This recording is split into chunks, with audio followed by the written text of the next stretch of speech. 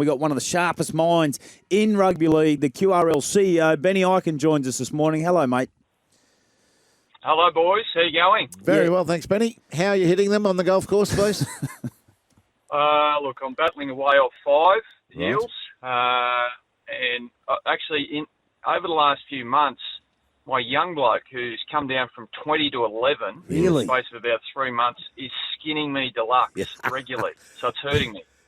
He's nearly through his danger period, mate.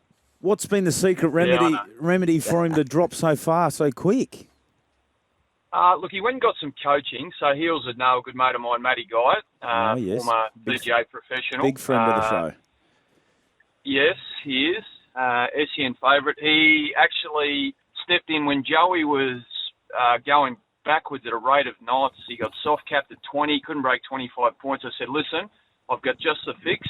Go out and see Matty, see what he can do. A couple of lessons with Matty, and he continued on with him. I think he's out there with him tomorrow, and his golf has fallen back in the slot, and he couldn't be happier. It's a big part of his life. There we go. And Matty couldn't be happy either that he's skinning you. That's right. Hey, Benny, plenty happening in the space in your role, CEO of the QRL. Just give us a little update, or the listeners an update on the competition or the pathways that is going on for the 20s comp. Yeah, so last year I was part of a committee that reviewed the pathways for rugby league at every level, and one of the recommendations that come out of the 3 months' worth of work was that we reintroduce some form of a national under-21s competition, because as you would know, the QRL removed the Hastings Deerings Colts, our under-21s. We had 14 sides. There was a really low transition rate into elite football for what is a pretty big spend. And Jersey Flag continued, which is the under-21s comp in New South Wales. And what we found was that was giving the Sydney-based clubs, because they run a different model to us, Yes. they're attached to NRL brands down there, a competitive advantage. So this NRL Q under-20s is a precursor to the NRL sides in Queensland having their own 21 system.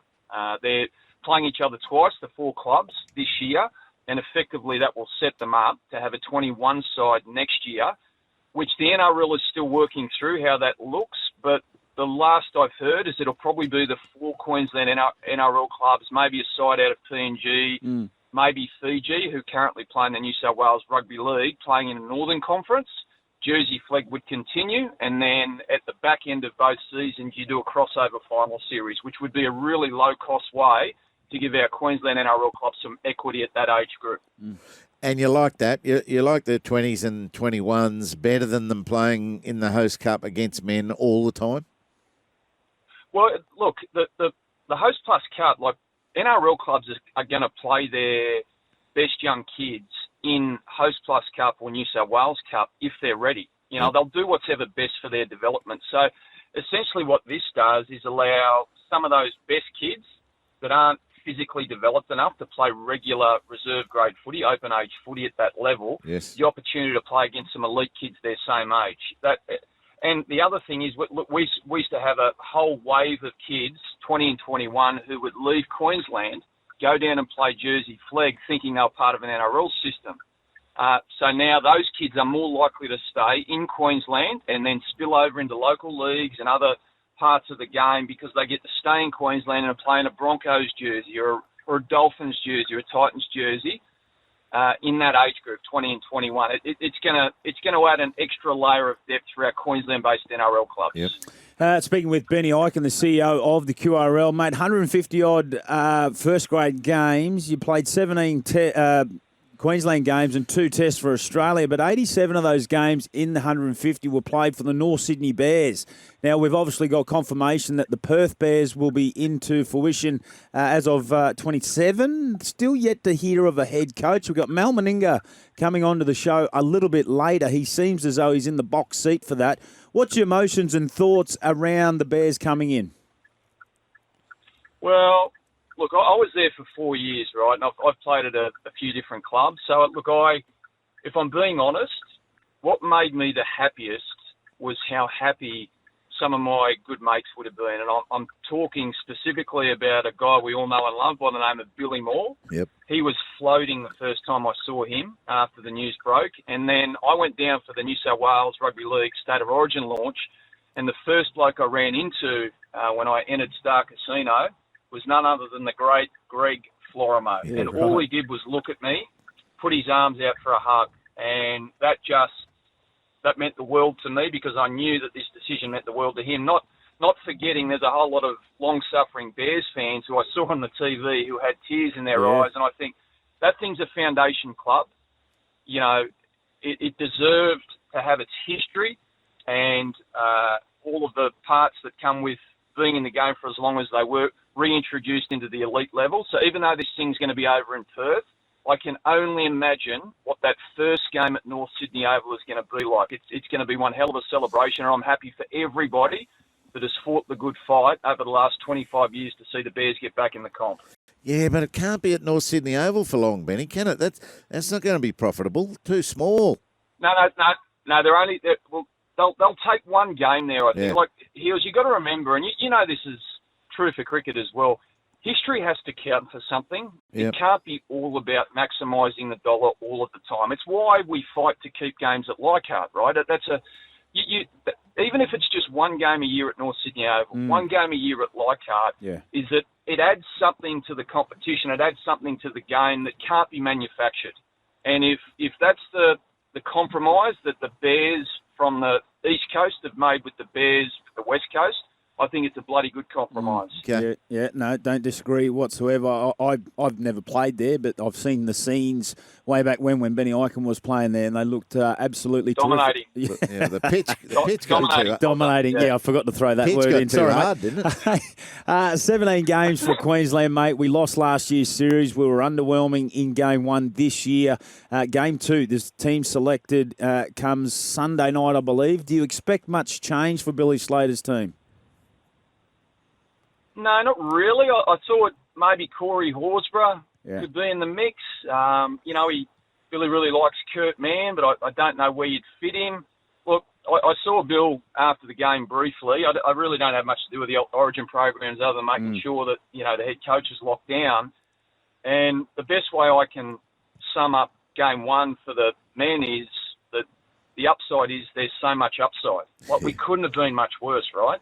Yep. And whatever he needs to do, unlock the energy and the emotion, which I think was missing in some respects from that first game. Yes. Get a few players playing a better style of Origin footy. Like, I won't lie, I thought DCE was a bit sideways, which kind of made everything else a bit sideways.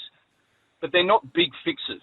So if he can get these guys energised, focused, and playing just a bit sharper, something close to Origin football, then we are well and truly in the mix. Because the truth is, New South Wales at the moment have a good squad and they're playing Origin footy. Yeah. We need to get back to Origin footy. If we can do that, then we are one hell of a shot of evening up the series.